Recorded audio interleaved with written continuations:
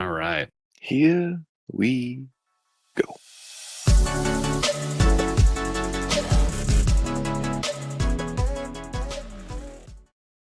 Welcome back to another episode of the Merge Feast. Blake, back with Logan and Brandon. What's up, you two? What up? What's going on? What up? Well, I know that we promised everybody we would give kind of our final thoughts on season 48, but I cannot stop talking about season 50. So I want to call a quick audible, and I have got some questions. So I know both of you guys have watched a lot of the older seasons way more recently than I have. And so I kind of want to go through a little more in depth. I remember a lot of the players' names, but I don't remember a ton about them. And I'll be the first to admit that I don't know everything about Survivor. And luckily, we have Brandon, who does know almost everything about Survivor. So He's insane. I've got some questions, and then I want to talk about. We talked about it a little bit last week, but I want to talk about how everybody is kind of connected, or there's at least a handful of groups that are connected and who have played together before within this cast. So I want to talk about some of that as well. But are you guys good with switching that up this week and talking more about season 50? Yeah, Of course, yeah. absolutely. Got a ton to talk about. I'm sure we'll have more to say during the summer and then as it leads up to the actual season. So let's do it. I like it. All right. I'm not necessarily going to go down a list, but I'll kind of hop around a little bit. One of the people from pre-season 40 who I remember the most is Aubrey. And mainly what I remember about her is she was like full-on strategy all the time. And a lot of it worked, some of it didn't, but she was like always thinking multiple steps ahead. And I feel like she's going to fit in really well with kind of the modern era of Survivor. I think she's a really good one to transition over from old school to new school. But I could be missing something on that. So I was kind of curious your guys' takes on Aubrey and how she's going to fit in with this new fast-paced game. Yeah. Aubrey's actually really interesting to me because I think she's played 3 times. She took second in her first, and that was wrong. And that's a really kind of not a controversial ending, but it's that's the season that Michelle Fitzgerald won, and a lot of people felt Aubrey should have won that season. But I think Aubrey's actually gotten worse at the game the more she's played. She played in a season in Edge of Extinction and took 16th, and she was basically playing all newcomers, so she got outplayed by people that had significantly less experience than her. I'm actually surprised to see her back, but I think she'll fit in really well with players like Charlie, and I could see her working well with Christian. So I think she'll find her footing. I think there's people out on the island that will want to play with her, and that could play to her advantage.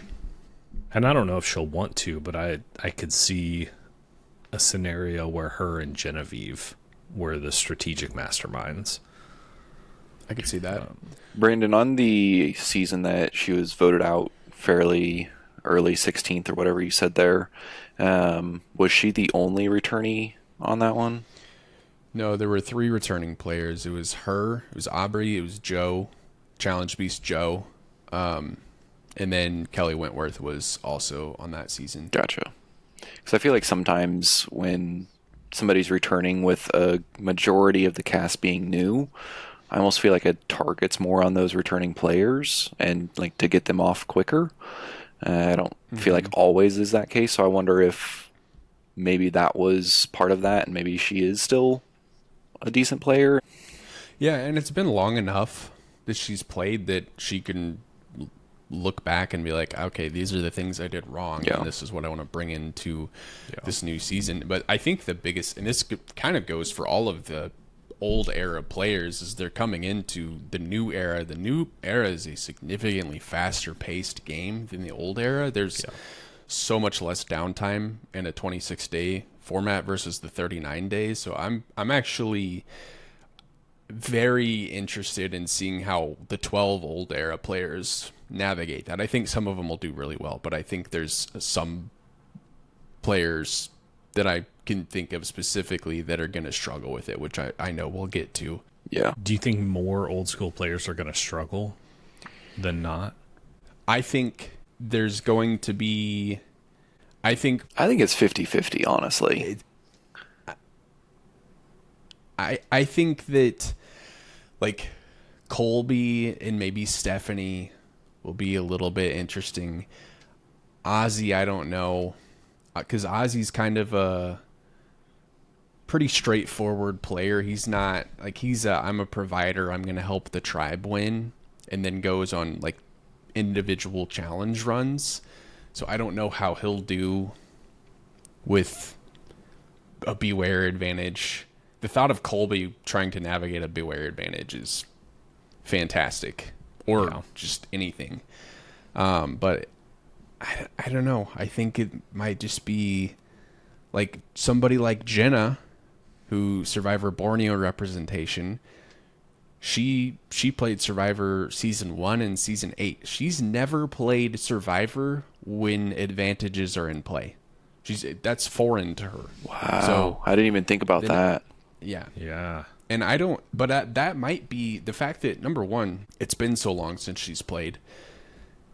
That might be a benefit to her, because she might come in kind of under the radar. Like, oh, we don't need to worry about Jenna. She doesn't know this game like we do. And then all of a sudden Jenna's sitting in Final 3 and we're like, what the heck happened? So Yeah. And I feel like she was somewhat underrated on her season as well. So I think that could definitely be the case.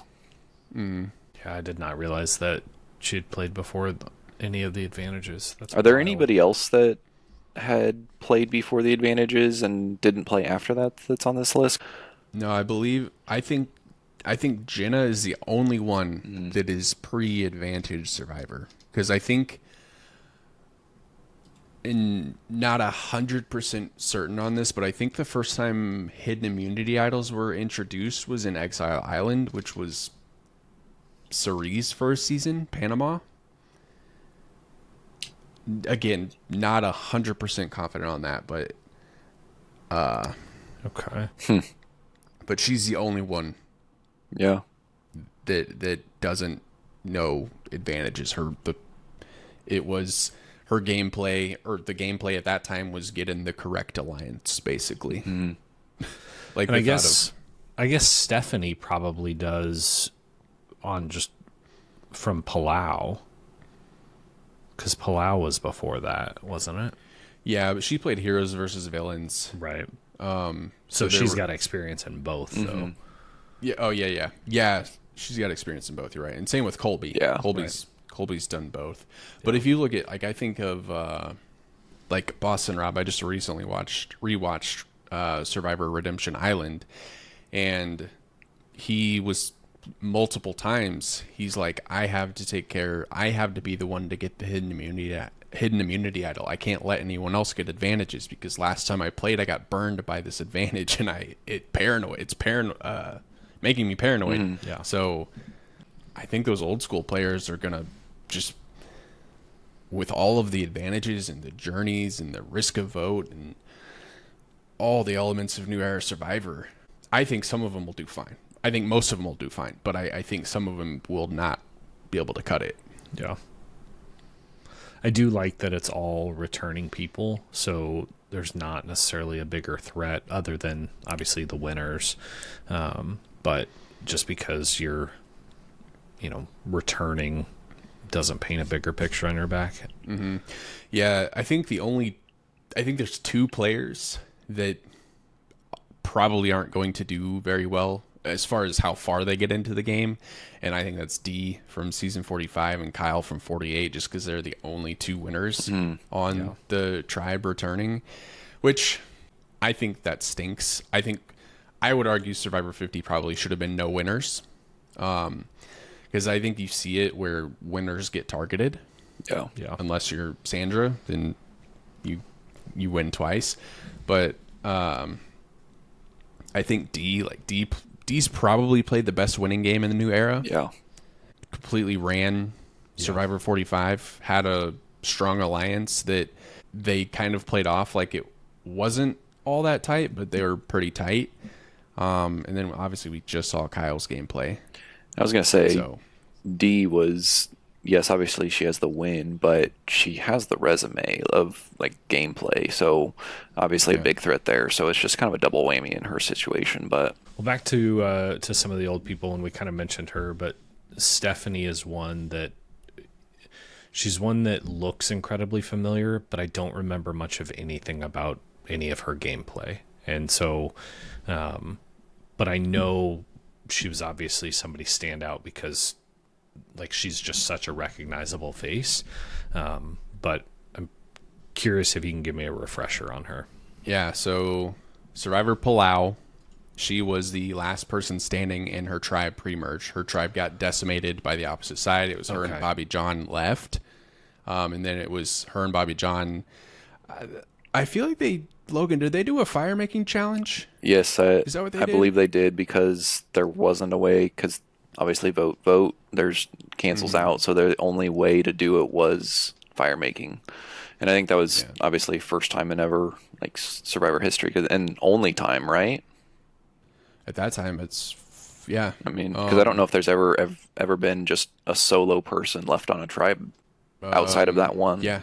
No, not that I can think of. So, But she came back the very next season to Guatemala, Survivor Guatemala. She took second. She played a very strong game, really dug into the strategy and kind of the, not necessarily villainous game, but she's pretty like ruthless out there. yeah. In Guatemala, took second, lost to, I think she lost to Danny that season, Kansas City native. And then she played Heroes versus Villains, and she was like first or second out. And then she played Traitors. She was Traitors season 1, and she was pretty low key. Like she wasn't really like a leader. She just kind of was there and was kind of working with the people there, not really calling any shots. I definitely hope we see the Guatemala play from her, like you said, Brandon, because it was a lot of fun to watch that season. What about Chrissy? She was only on one season, Heroes versus Healers versus Hustlers. Yeah. That one doesn't.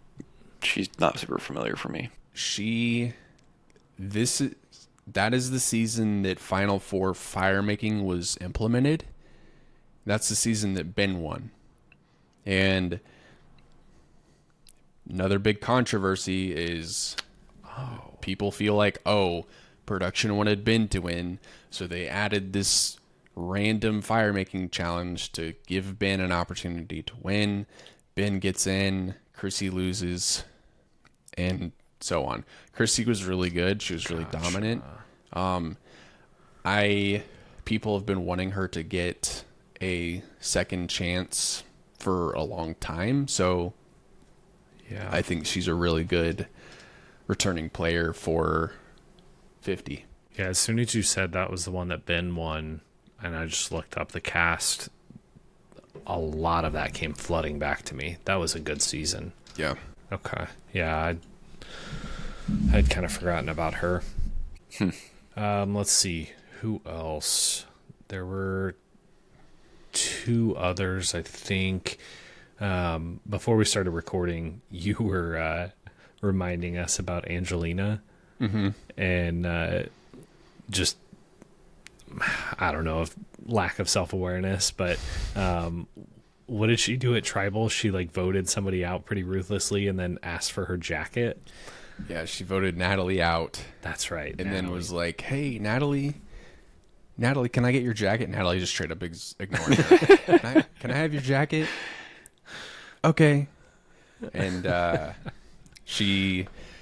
can't remember. She was finding an advantage. I think it was an idol. She has to use a ladder to get to this idol, and it's all of probably 10 feet. And she's going around telling everybody, like, I had to climb 50 feet to get this idol.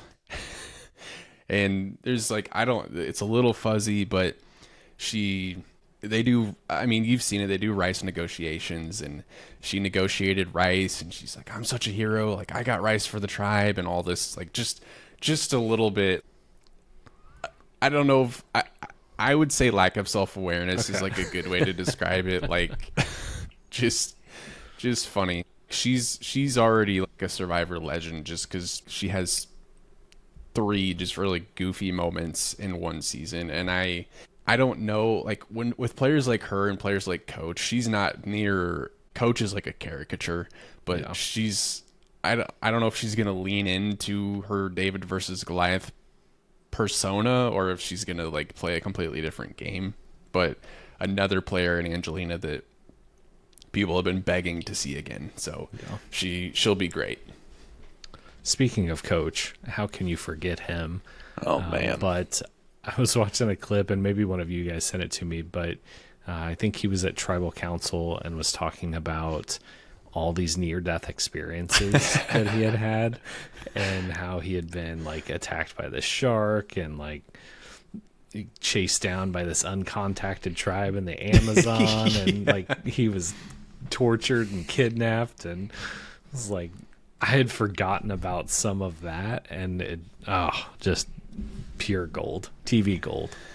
Yeah, Tocantins Coach is amazing, just made for TV. Yeah, just coming up with the Dragon Slayer and the montage of him doing all that nonsense in the desert, and then coming into Heroes versus Villains and kind of leaning into the shtick. But when he played South Pacific his 3rd time, he was actually really good. Yeah, I think he took 2nd and kind of ran that game. He controlled an alliance. He started a weird, almost cult kind of thing. I know he said it. He's entertaining. I know he said it last week with him and Q. I am really curious to see how they'll interact. Just some of Q's tendencies there and all, but I honestly kind of hope we see them team up. I think that could be really fun. Yeah, that'd be good. I mean, anybody teaming up or just having a conversation with Coach, and I think a lot of people are going to want to have a conversation with Coach and maybe work with him. I think he's Coach. He's, I mean, 5 most iconic Survivor players ever. Yeah. And I think people are going to be lining up to work with him. So I actually think he'll go pretty far in the game. I like And it. honestly, if he won, dude, I wouldn't even be mad. Not at all. Same. Honestly, I'm, and maybe he has, and I just didn't realize it, but I'm kind of surprised that he hasn't done more in TV outside of Survivor. With as entertaining as he is, I'm kind of surprised by that. But Yeah, I don't know what he's done either. was he the assistant coach at SBU? Is that the one in Bolivar? Yeah. Yeah. I think he was like the soccer coach there. Yeah, and I think he just left and to do Tocantins, and Yeah. I don't really know how all that went down, but yeah, that's a funny little just tidbit for him, is he's coaching soccer 3 hours south of us. Yeah. Dang. I didn't realize that. I forgot about that. Last one for me is Christian. I remember him a little bit, but he's only played 1 season. Is that right? And that David versus Goliath. Yeah. So I remember him being incredibly likable, pretty strategic, a little quirky and weird. I mean, he's like a robotics scientist, or something like that. Yeah. Christian's gonna be fantastic. Super likable. He will be able to work with anybody. If you watch him in David versus Goliath, he was working with, I mean, he's hanging out with John Morrison, pro wrestler, like just fitting in with anybody. Yeah. And I think he's kind of walked so a lot of these new era Survivor nerds could run.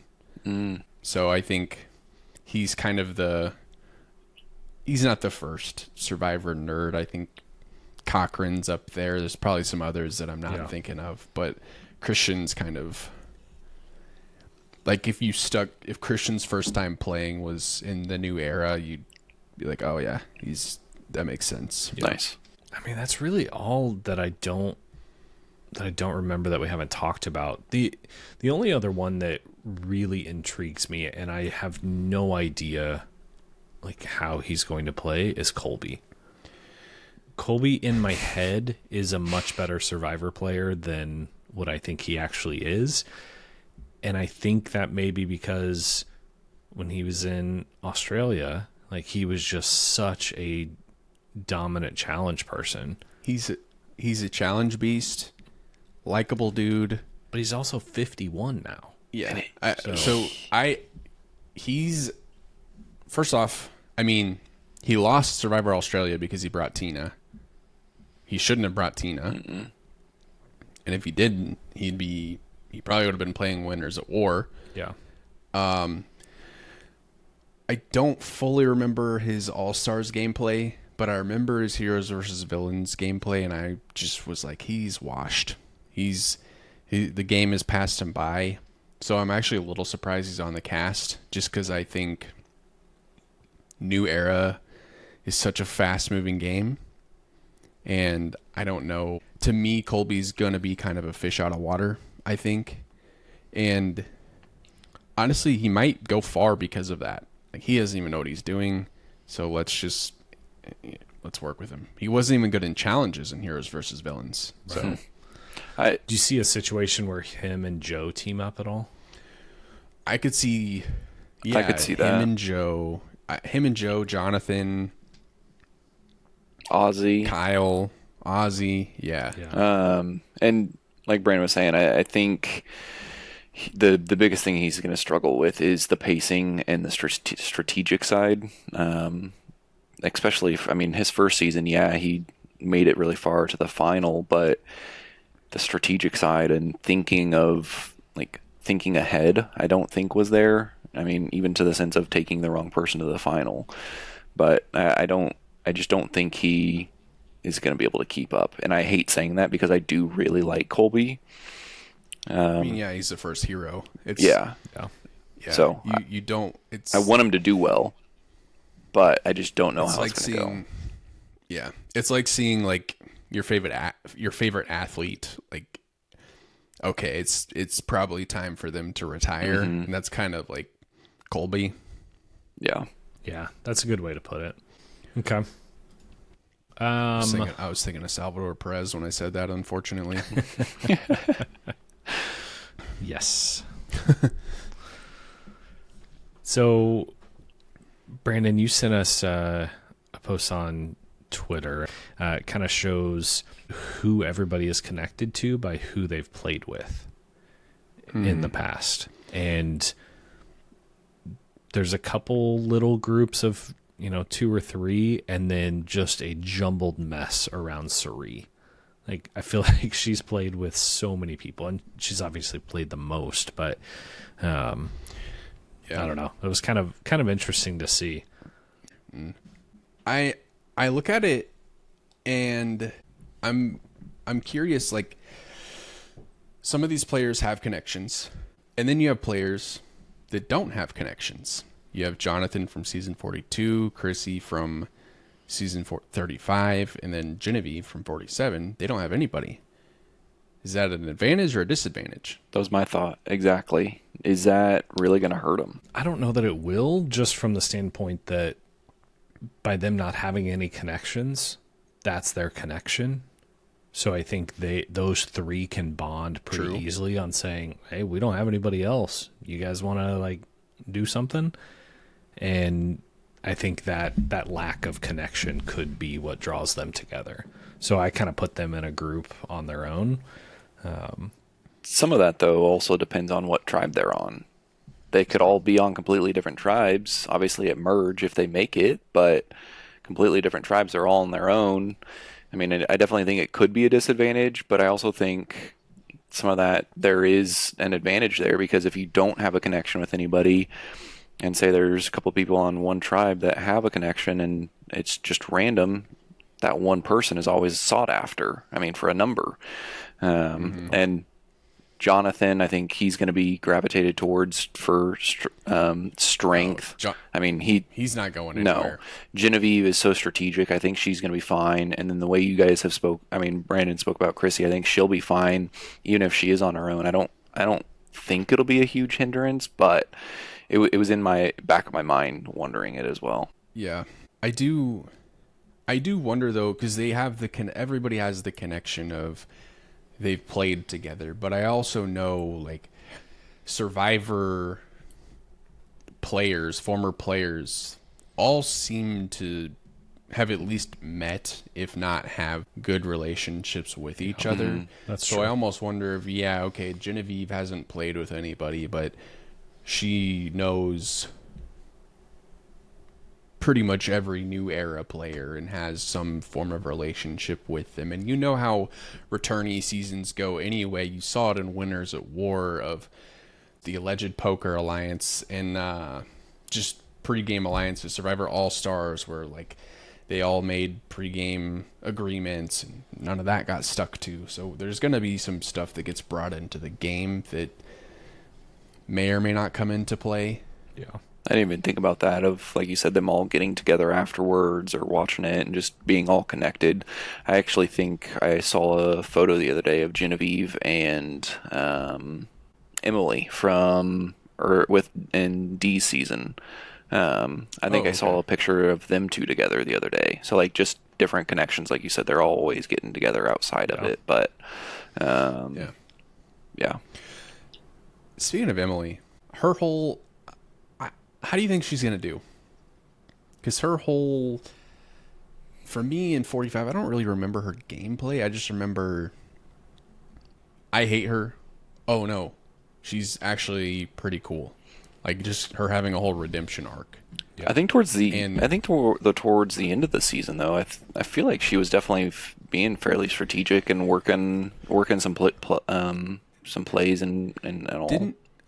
Didn't she was in the middle for a little bit, right? Yeah, didn't she kind of overplay her hand with was it the Bruce vote, where she kind of was a little bit too like, I got Bruce out, like took credit for it. Yeah, she would. I think trying to like speak about her game too early is what it was. It was what it was. But no, I think she'll do all right. I think she'll be middle of the pack. I don't know. I wouldn't be surprised if she's out before the merge, though. The real question I have is, with 24 people, are they doing 4 tribes? I think they're doing 3 tribes of 8. Oh, I thought they would do 4. I think they're doing 3 tribes of 8. I saw a picture somewhere that somebody was going by the island and they took a photo of a challenge. Again, I don't know if it's confirmed, but there were 3 colors, and I think it makes sense that they'll do 3 tribes, because I initially thought it was going to be 2 tribes of 12, but I think 3 tribes of 8 makes sense. I think 4 tribes are getting there's a little bit too much to follow there. Yeah. But I do think the nice thing with 3 tribes of 8, and I'd be shocked if there isn't a tribe swap. Is that something we voted on? Tribe swaps? I don't remember.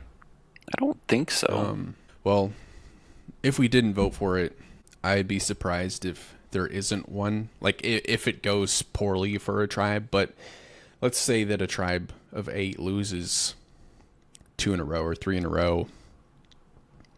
Being, like, 5 is definitely not as bad as being down to 3. Yeah. Like, so I think it'll balance well. I also think, and I think this is something they should do anyway, I think they're going to be doing a lot of double tribals pre-merge. I think there's going to be a lot of the first tribe to win the challenge wins immunity. The second and third tribe go to tribal. I think that's what's going to happen. For the yeah. Makes sense. 24 players in 26 days. You got to move quick. Yeah, makes sense. Which I'm okay with that. That's going to make it feel even more fast-paced. Absolutely. Man, I'm so excited. Yeah. It's what, spring of 26, so less than a year. Yep. Oh, man. We're going to have the Olympics and Survivor 50 all at the same time. Oh boy. Oh yeah, the Winter Olympics. Yep, Winter Olympics in Italy. Winter Olympics are superior to the Summer Olympics. Just saying. Interesting. Yeah, it's a fact. Very hot take. We'll debate about that later. Yeah, we will. Tune in for our Olympics. We'll do an Olympic minute during that season. How about that? Ooh, I like it. Yeah, Medal update. Yep. yeah. Oh, I'm down. It's what the people want. Gets the people going. Nice. Well, that's really all the questions that I had about kind of the cast of Survivor 50, unless you guys have some other things to talk about. No, I don't. I think we've got a long summer ahead of us, so if there's more that we want to talk about, I know we'll talk about it more in between 49 and 50 too, so Yeah. there'll be plenty of opportunities to touch on some things that we didn't get to tonight. And I assume, obviously, once bios and a couple different things come out closer to the season, we'll dive even deeper then too. I like it. All right. So don't believe we have any mail this week. So if you have anything that you want us to talk about next week about season 50, thoughts, who you think is going to win. That was the other thing.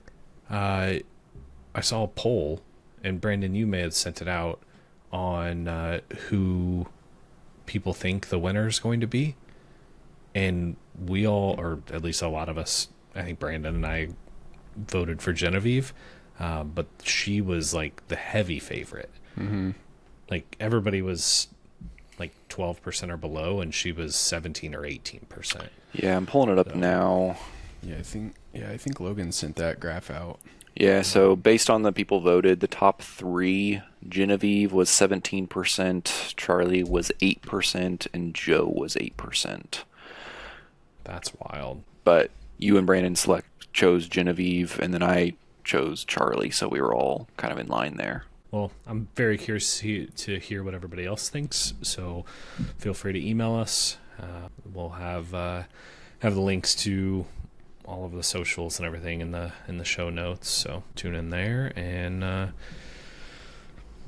think that's all I've got, so go ahead and say goodbye, Logan. Goodbye, Logan.